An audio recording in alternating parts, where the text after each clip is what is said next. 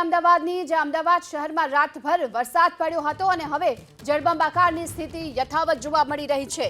અમદાવાદમાં વરસાદનું જોર સવારે પણ યથાવત જોવા મળ્યું। શહેરના નારોલ, નિકોલ સહિતના અનેક વિસ્તારોમાં જળભરાવની સ્થિતિ પણ જોવા મળી હતી। તો આ તરફ અનેક ઠેકાણાઓ પર વૃક્ષો ધરાશાયી થવાની ઘટનાઓ પણ બની છે। જો કે શહેરની તમામ પ્રાથમિક શાળાઓ બંધ રાખવા માટેની સૂચના આપવામાં આવી છે। ગોમતીપુર વિસ્તારમાં અત્યારે પાણી ભરાઈ ચૂક્યા છે, તો આ તરફ છગનલાલની ચાલી વિસ્તારમાં પણ પાણી ભરાયા। વેજલપુર, મકરબામાં જળભરાવ થયો છે, વૃક્ષો પણ ધરાશાયી થવાની ઘટના બની છે। આ તરફ મનપાની ટીમે વૃક્ષો હટાવવાની કામગીરી પણ શરૂ કરી છે। જો કે તેની સાથોસાથ અમદાવાદમાં અનેક ઠેકાણે ગટર ઉભરાવવાની પણ શરૂઆત થઈ ચૂકી છે અને જળભરાવની સ્થિતિની વચ્ચે લોકોની મુશ્કેલી વધી છે। વધુ વિગતો મેળવીએ સંવાદદાતા કુશાંક સોની આપણી સાથે જોડાઈ ચૂક્યા છે। કુશાંક, અમદાવાદમાં રાતભર વરસાદ રહ્યો હતો આજે પણ, અને વહેલી સવારે પણ વરસાદી માહોલ યથાવત જોવા મળ્યો। કયા પ્રકારની સ્થિતિ શહેરભરમાં આપ જ્યાં ઉપસ્થિત છો ત્યાં કયા વિસ્તારમાં શું કેટલા પાણી ભરાયેલા? બિલકુલ, અમદાવાદ શહેરમાં સોમવારે 7 થી 7.5 ઇંચ વરસાદ પડ્યો અને આજ સવારથી જે રીતના વરસાદનું પ્રમાણ યથાવત છે, ગઈકાલના પાણી ઓસરેને હતા અને આજે વધુ એક વખત વરસાદનું જોર છે તે અહીંયા આગળ યથાવત છે। હાલ મેં અમદાવાદના સરસપુર રખિયાલ વિસ્તારમાં ઉપસ્થિત છીએ। આ દ્રશ્યો અહીંયા આગળ આપણે બતાવીશું।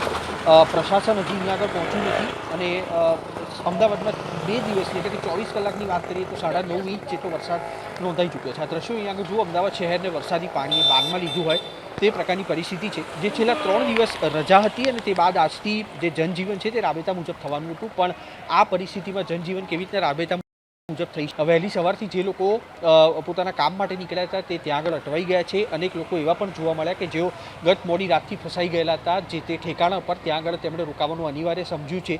આ સરસપુરનો વિસ્તાર છે અને અહીંયા આગળ દર વર્ષે જે પાણી ભરાવાની પરિસ્થિતિ છે તેમાં આ વર્ષે પણ કોઈ સુધાર નથી। ગઈકાલે પણ મ્યુનિસિપલ કમિશનરે એબીપી અસ્મિતા સાથેની વાતચીતમાં કહ્યું હતું કે સોમવારે વરસાદ પડશે તો અમદાવાદ મહાનગરપાલિકા માટે તે જોખમ સાબિત થઈ શકે તેમ છે। વાસણા બેરેજના 9 દરવાજા છે તે અત્યારે ખોલવામાં આવ્યા છે, પણ પાણીના નિકાલની કોઈ વ્યવસ્થા નથી। ઠેર ઠેર જે પંપ ચાલુ રાખવામાં આવ્યા છે તે પંપમાંથી પાણી બેક મારી રહ્યા છે, એટલે કે નદીમાં પણ પાણી જઈ શકે તેવી પરિસ્થિતિ નથી। એટલું જ નહીં, આજ સવારથી વરસાદ પડી રહ્યો છે ઉપરથી અને તેવામાં ગઈકાલના જે પાણી ઓસર નથી તેના કારણે જે અમદાવાદ શહેરના નાગરિકો છે તેમની મુશ્કેલીમાં બમણો વધારો થયો છે। નોકરી ધંધા પર જતા લોકો છે તેઓ અલગ અલગ રીતે પોતાના નુસ્ખા અપનાવી રહ્યા છે કે કયા રસ્તેથી પસાર થાય, કારણ કે જ્યાં પણ જુઓ તે અમદાવાદના પૂર્વ, ઉત્તર અને દક્ષિણ ઝોન છે ત્યાં આગળ સૌથી વધુ વરસાદ, પાણી ભરાવાની, ઝાડ પડવાની પરિસ્થિતિઓ જોવા મળી રહી છે। આ દ્રશ્યો જુઓ, આ જે વ્યક્તિઓ અહીંયા આગળથી પસાર થઈ રહ્યા છે તે છેલ્લા અનેક સમયથી એક છેડાથી બીજા છેડા માટે આવવા માટે જે જહેમત ઉઠાવી રહ્યા છે તેના પરથી અનુમાન લગાવી શકાય છે કે અમદાવાદની પરિસ્થિતિ ખરાબ છે।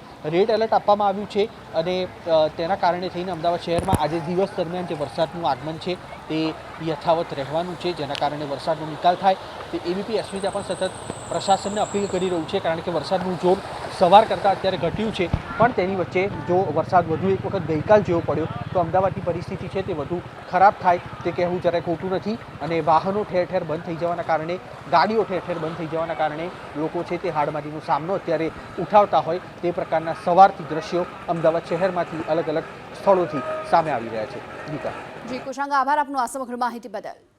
અમદાવાદ શહેરમાં મંગળવાર વહેલી સવારથી 1.25 ઇંચ જેટલો વરસાદ નોંધાયો છે। અમદાવાદના તમામ ઝોનમાં સાર્વત્રિક વરસાદના પગલે હજી સોમવારે વરસાદી પાણી ઓસરેના હતા, ત્યાં મંગળવારે વધુ એક વખત અમદાવાદ શહેરના નાગરિકો માટે મુશ્કેલી સમાન આ વરસાદ સાબિત થયો। આ દ્રશ્યો અમદાવાદના સુખરામનગર વિસ્તારના છે કે જ્યાં વૃક્ષ ધરાશાયી થયું છે અને એક લોડિંગ ટેમ્પા ઉપર આ વૃક્ષ ધરાશાયી થયું છે। ઢીચણ સુધીના પાણી આ રોડ પર પણ ભરાયેલા જોવા મળી રહ્યા છે। 7-7.5 ઇંચ વરસાદ બાદ જે પાણી ઓસર્યા ન હતા તેણે શહેર આખાને બાનમાં લીધું હોય તે પ્રકારની પરિસ્થિતિ મુખ્યત્વે દક્ષિણ અને પૂર્વ ઝોનમાં અત્યારે જોવા મળી રહી છે, જ્યાં આગળ અનેક સ્થળો પર ઢીચણ સુધીના પાણી જોવા મળી રહ્યા છે। પ્રશાસન માટે પડકાર પણ ચોક્કસથી છે અને ખુદ મ્યુનિસિપલ કમિશનરે તે વાતનો સ્વીકાર એબીપી અસ્મિતા સાથેની વાતચીતમાં કર્યો હતો કે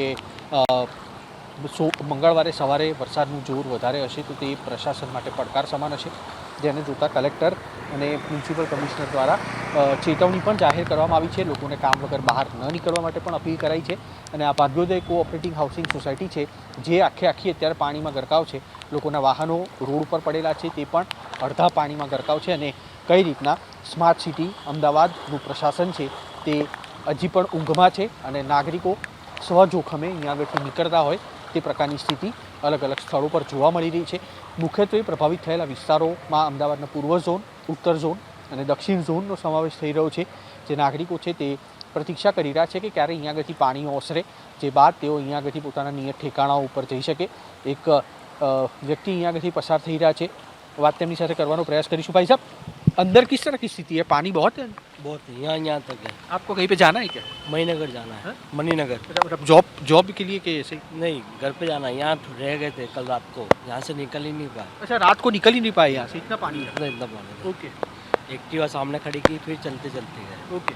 તો ગઈકાલે રાત્રે જે લોકો ફસાયેલા હતા તે અત્યારે પોતાના નિયત ઠેકાણા ઉપર જવા માટે નીકળ્યા તો છે, પણ અનેક હાડમારીઓનો સામનો તેઓ કરી રહ્યા છે. વરસાદનું જોર હજી પણ અહીંયા આગળ યથાવત છે અને આજે દિવસ દરમિયાન વરસાદના મધ્યમથી ભારે ઝાપટા પડવાની આગાહી વચ્ચે અમદાવાદ શહેરના નાગરિકો માટે આ હાલાકી છે જે પ્રશાસન તરફથી ઉકેલવામાં નથી આવી અને જેના કારણે નાગરિકો તેનો ભોગ બની રહ્યા છે. કેમેરામેન પિયુષ રેવા સાથે કુશાંક સોની, એબીપી અસ્મિતા, અમદાવાદ.